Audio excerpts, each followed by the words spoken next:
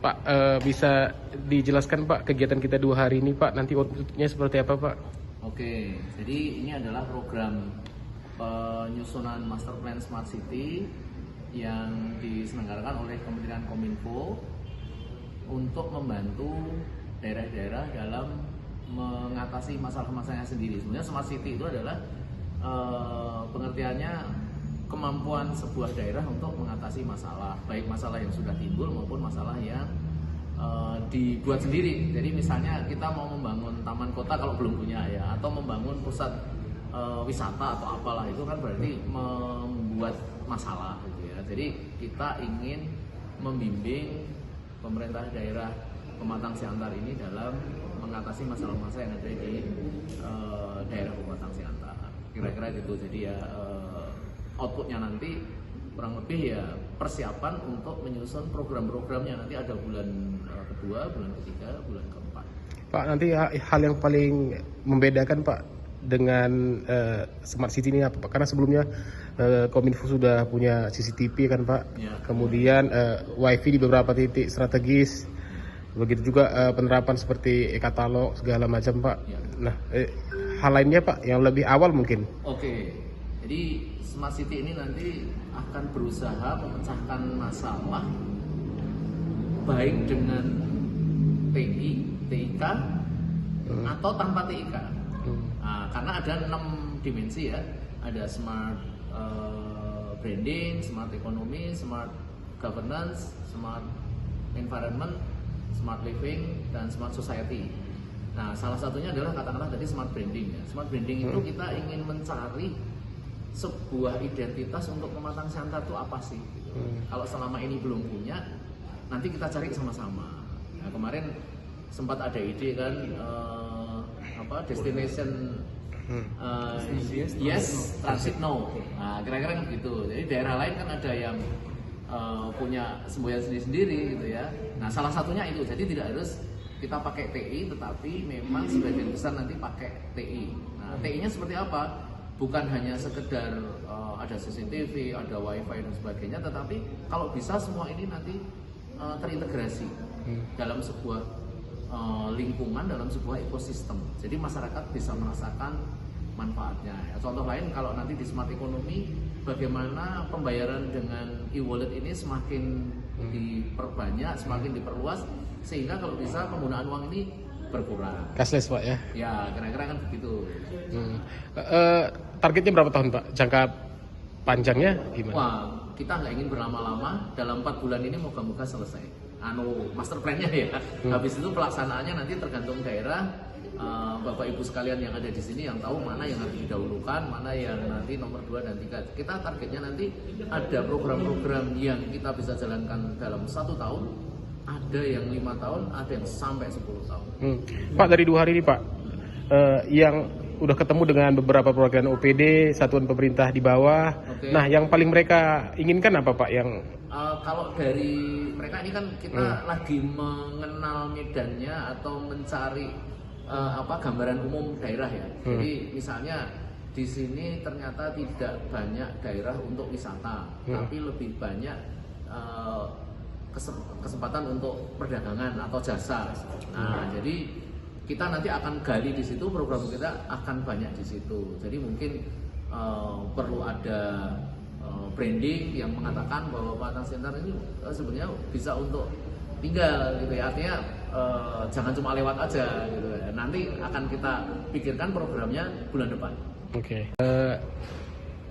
Setelah melihat Siantar sendiri Pak, dengan sarana prasarana yang ada gitu Pak, dengan ya demografinya seperti ini gitu, gimana peluang Smart City di sini Pak, penerapannya Pak gimana? Ya, kalau dari kondisinya kan saya juga membimbing kota-kota yang lain ya. Dari tahun lalu ada di Kalimantan Tengah, sekarang di Sumatera Utara. Pematang Siantar ini karena sudah kota ya, jadi relatif sudah lebih maju daripada daerah-daerah lain yang dipilih oleh Kominfo untuk menyelenggarakan Smart City. Karena Kementerian Kominfo tahun ini memilih 50 kota ya. 3 diantaranya ada di Sumatera Utara, yang lain ada di Aceh, ada di macam-macam. Nah, di Pematang Siantar ini relatif sudah maju ya, lalu lintas sudah lancar, lalu hotel sudah ada cukup banyak dibanding daerah-daerah lain lah gitu ya. Nah, harapan kami tentu Pematang Siantar akan lebih mudah menerapkan smart city. Warga sudah biasa dengan internet, walaupun kondisi daerahnya memang agak ya masih ada berbukit dan masih jauh dari pusat kota, itu biasa. Menurut saya memang masih lebih bagus lah daripada daerah lain. Jadi termasuk ya Gak kesulitan ya Pak ya? Ya nggak kesulitan. Kemudian dari peserta sendiri yang diambil dari berbagai OPD itu relatif aktif, Antusias Pak ya? mau memikirkan daerahnya sendiri karena kan kami nggak bisa ya memikirkan Pematang Siantar harus begini tapi dari warga Pematang Siantar sendiri yang bisa begitu, dan selama 2 hari ini sangat responsif, mereka sungguh aktif. Jadi kami sendiri tidak akan kesulitan nanti untuk bikin aplikasi atau outputnya jangan bulan pertama ini, nanti bulan kedua atau ketiga kita sudah kelihatan. Harusnya dengan melek teknologinya masyarakat Siantar nggak kesulitan untuk lebih gampang, lebih cepat. Nah Pak, ini ngomong-ngomong mahal nggak nih semua penerapan smart city ini Pak? Tidak dikatakan mahal boleh, dikatakan tidak juga boleh. Misalnya gini, untuk beberapa hal, misalnya penerapan pembayaran kris tadi kan sebenarnya juga nggak mahal ya. Jadi hanya masyarakat, pedagang, pembeli, ayo kita sama-sama mau pakai kris, kan itu juga relatif nggak mahal. Kemudian bikin branding. Kalau dulu mungkin branding itu harus nyewa konsultan, tenaga ahli, harus promosi besar-besaran. Kalau sekarang tinggal memanfaatkan para anak-anak muda ya, para influencer, para buzzer, ini promosikan daerah kalian sendiri. Mereka dengan sukarela pakai YouTube, pakai TikTok, pakai Instagram, mereka akan posting sendiri. Jadi kalau dibilang mahal ya mungkin nanti perangkat-perangkatnya ada yang harus beli, tapi banyak juga yang kita melibatkan masyarakat. Jadi aman.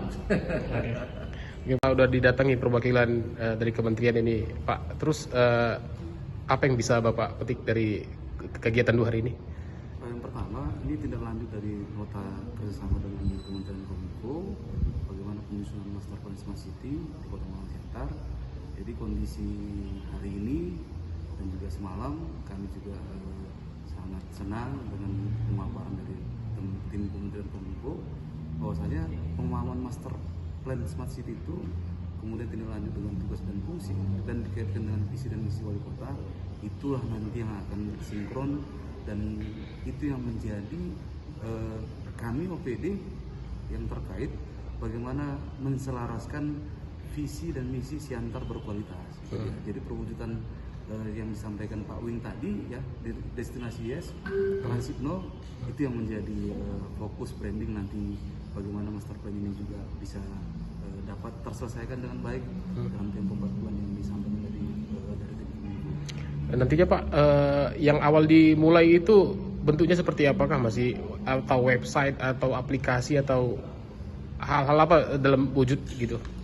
Dia lebih menyeluruh bagaimana kolaborasi di tiap-tiap kelompok smart city tadi ya, kolaborasi antar UPD, kemudian bagian sampai dengan kecamatan dan lurah yang nantinya konsep itu menyeluruh, ya, terintegrasi juga di antar OPD berdasarkan tugas dan fungsinya. Kemudian apakah inovasi digital, apakah inovasi yang sifatnya infrastruktur yang nantinya smart city itu bisa ada jangka pendek, menengah dan juga jangka panjang yang OPD terkait juga akan sinkron dan fokus ke sana.